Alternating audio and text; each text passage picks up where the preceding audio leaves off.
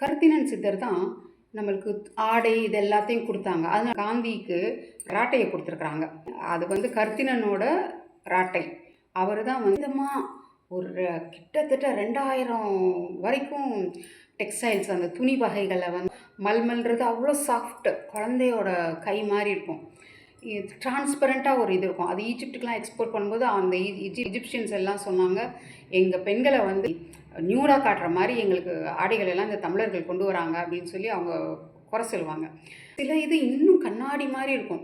அது கண்ணில் போட்டுட்டு மேலே சீலிங்கில் கல் தச்சர்கள்லாம் கல் வேலையெல்லாம் பண்ணும்போது அவங்க மேலே மண் படாமல் பவுடர்ஸ் எல்லாம் கண்ணில் விழாமல் இருக்கிறதுக்காக அந்த கண்ணாடி மாதிரி ஒரு ஆடை.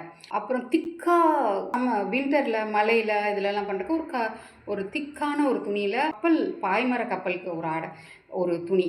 இந்த மாதிரி விதவிதமாக ஒரு 2000க்கு மேலே. இப்போ நம்ம கையில் இருக்கிறது ஒரு 200 வகையான துணிகள் மட்டும்தான் இருக்குது. பட்டுலேயும் எப்படி நெய்கிறது, அது காஞ்சிபுரத்தில் தான் பட்டு நெய்தாங்க. அதில் நம்மளோட மோட்டிஃப் எல்லாம் முக்கால்வாசி யானை, அன்னம், மாங்காய், தாமரை, இந்த பிரிண்டாகவும் பண்ணாங்க, தையலாகவும் பண்ணாங்க, எம்ப்ராய்டரியாகவும் பண்ணாங்க, தறியிலையும் பண்ணாங்க. அதைத்தான் நம்ம கொண்டாடணும். அவரோட ராட்டையை, கருத்தினன் சித்தரோட ராட்டையை தான் காங்கிரஸுக்கு வச்சுருக்குறாங்க, காந்திஜிக்கு வச்சுருக்காங்க. அப்புறம் காங்கிரஸுக்கு கை சின்னம். திரௌபதிக்கு அவ்வளோ துணி கொடுத்த மாதிரி காட்டுறது இது சிம்பாலிக்காக யூதன்கள் சொல்கிற ஒரு மடைமாற்று கதை.